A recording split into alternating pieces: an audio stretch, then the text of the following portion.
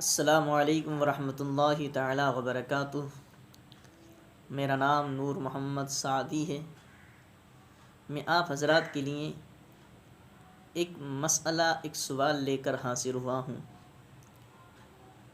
وہ سوال اور وہ مسئلہ یہ ہے کہ جو بگلا ہوتا ہے، کبوتر ہوتا ہے اور فاختہ ہوتی ہے اور مینا ہوتی ہے، ان کا پخانہ جو ہوتا ہے وہ بیٹ کہلاتا ہے۔ یہ بیٹ ان سب کی پاک ہے یا ناپاک ہے؟ تو اس کا جواب یہ ہے کہ بگلا، کبوتر، مینا، فاختہ کی بیٹ کیا ہے؟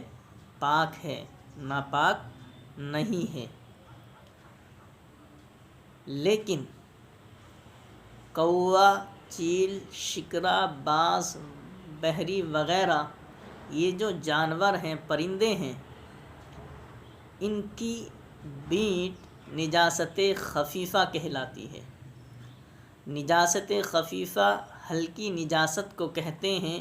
اگر نجاست خفیفہ کسی کے بدن پر یا کپڑے پر لگ جائے تو اگر چوتھائی سے کم میں لگی ہے تو معاف ہے، یعنی اسے پاک کرنے کی کوئی دھو لینا چاہیے، پاک کرنے کی کوئی حاجت نہیں ہوگی اگر چوتھائی سے کم میں لگی ہے۔ اگر پورے چوتھائی کے برابر میں لگی ہے، کوا، چیل، شکرا، باز، بحری کی بیٹ پورے چوتھائی میں لگ گئی ہے تو اب ہم اسے پاک کریں گے۔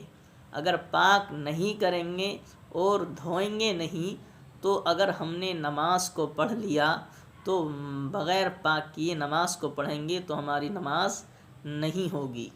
یہ کس کا حکم ہے؟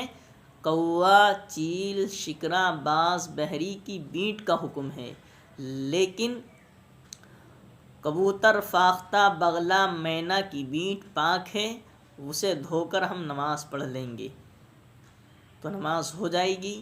لیکن کوا، چیل، شکرا، باز وغیرہ بحری جانور کی جو پرندوں کی جو بیٹ ہوتی ہے، یہ اگر چوتھائی میں پورے چوتھائی میں لگی ہے تو بغیر پاک کیے نماز ہماری نہیں ہوگی۔ پہلے ہم پاک کریں گے، اگر چوتھائی میں سے کم میں لگی ہے تو معاف ہے۔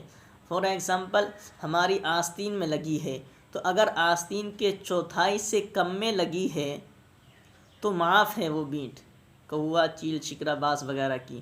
اگر پورے چوتھائی کے پورے برابر لگ گئی ہے تو معاف نہیں ہے، ہمیں پاک کرنی پڑے گی۔